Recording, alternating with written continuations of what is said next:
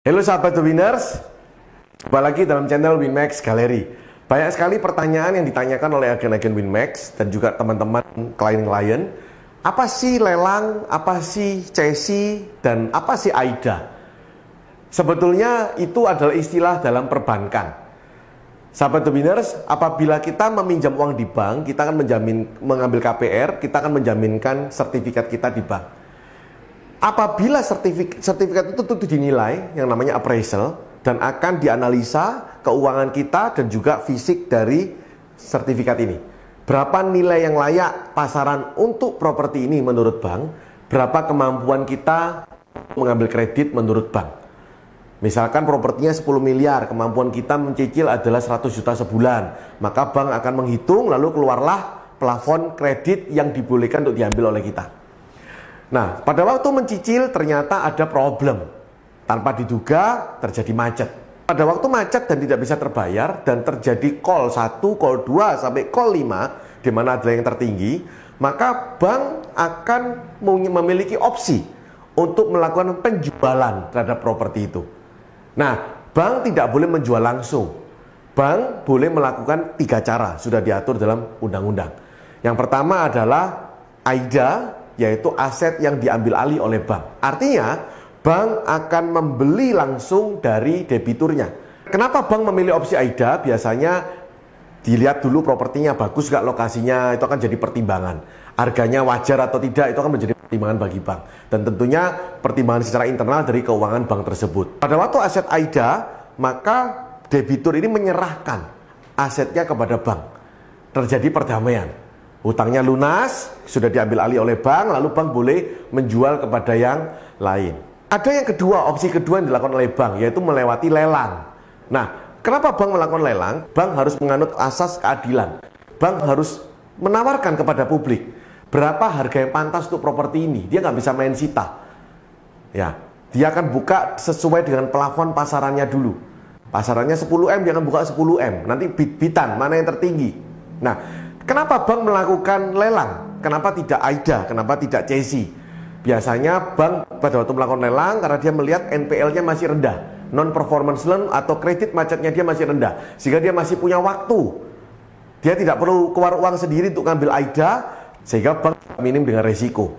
Lelang pertama tidak laku, akan keluar lagi lelang kedua. Lelang kedua tidak laku, akan keluar lagi lelang yang ketiga. Lelang 1, 2, dan 3 ada interval waktunya dan harganya akan diturunkan. Karena lelang 1 10M nggak laku, berarti pasar tidak menerima. Keluar lelang kedua, turun berapa persen, turun berapa persen. Ya, kebanyakan bank pemerintah melakukan hal cara kedua. Ada lagi cara ketiga, yaitu CSI. CSI itu bukan jual beli aset, beda dengan lelang. Banyak sekali agen-agen properti yang juga tidak terlalu mengerti CSI, tapi dia menawarkan ke klien. Sehingga akhirnya klien-kliennya itu menjadi terkena problem. CSI itu adalah pengoperan pemindahan hutang piutang. Yang tadinya si A hutang kepada bank, sama bank sama si B. Si A tidak lagi hutang kepada bank, tapi si A hutangnya sama si B. Dioper. Nah, tentu si B pada waktu mau mengambil hutangnya, piutang dari bank ini, tentu dia meminta potongan harga sama bank. Bank, kasih dong aku diskon.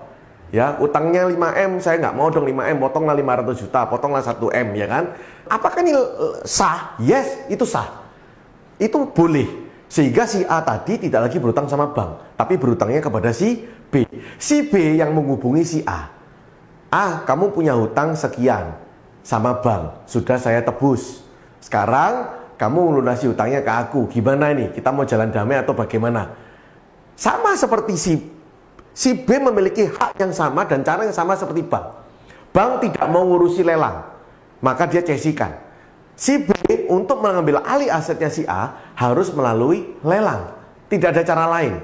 Atau dengan cara jalan damai, yaitu dilakukan AJB dengan kesepakatan dengan pihak si A. Kalau kita ditawari CSI oleh agen atau oleh pihak tertentu, ya kan, kita harus menanyakan, karena CSI ini ada yang CSI damai, ada yang CSI masalah. Gejalanya sederhana, sudah. Propertinya bisa di viewing atau tidak. Kalau properti tidak bisa di viewing, artinya orang ini atau debitur si A ini tidak mengerti kalau propertinya ini dicesikan atau dia tidak setuju, tidak menerima. Sehingga kalau tidak bisa dibimbing ke dalam dan kita beli barang dari cesi, bisa-bisa kita mengambil hutangnya dari bank, lalu kita problem dengan si A ini karena kita tidak menemukan titik temu. Loh, kenapa si A ini tidak mau, Pak? Kan dia punya hutang, kok nggak mau dicesi, kok nggak mau dilelang? Ya tentu si A ini pingin propertinya itu dijual, dia dapat kembalian, dia dapat selisihnya. Kalau selisihnya sedikit, dia tentu tidak mau. Ini seringkali menyebabkan masalah. Nah, kenapa bank itu memilih cara cesi? Biasanya kalau NPL-nya tinggi, sehingga dia kalau lelang membutuhkan waktu, dan kalau NPL-nya tinggi, sekali lagi bank bisa kena punishment dari BI, yaitu tidak boleh menyalurkan kredit terlalu masif, bunganya tidak boleh murah, atau bahkan sampai tidak boleh menyalurkan kredit sama sekali. Ya, itu yang saya tahu. Nah, sehingga bank sangat menghindari. Bank itu dianalisa per triwulanan kalau nggak salah, ya.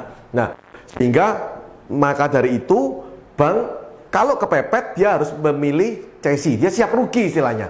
Kalau tadi lelang dia jual santai, kalau AIDA dia punya liquid dan propertinya bagus, kalau cesi dia lihat hutangnya ini terlalu tinggi, dilelang juga kesulitan, rasanya kalau dilelang 10M nggak ada yang mau, makanya dia daripada buang-buang waktu, lalu NPL-nya juga sudah tinggi, sudahlah cesi aja deh, dia cari cesor. Tapi tidak semua bank memilih cara cesi, tidak semua bank bisa cesi, ya. Bank-bank swasta yang bisa, bank pemerintah kebanyakan tidak bisa. Jadi sahabat The Winners, membeli cesi bukanlah membeli propertinya, Anda membeli hutangnya.